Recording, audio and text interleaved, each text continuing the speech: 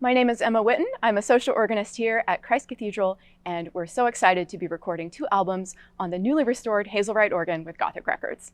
My recording showcases the entire instrument. I have music by French and American and German composers, taking advantage of the full tonal design of the Hazelwright organ.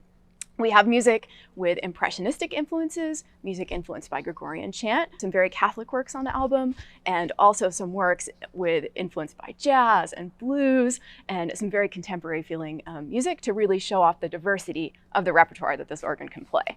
I'm playing some works by traditional French composers and Bach's famous Passacaglia in C minor, which Virgil Fox played on one of the first iterations of this organ, the 1962 Aeolian Skinner in Philharmonic Hall in Lincoln Center.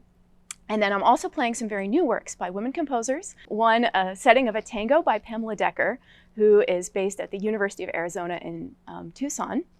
And I had the opportunity to work with her when I spent some time living in Arizona, which is really special for me.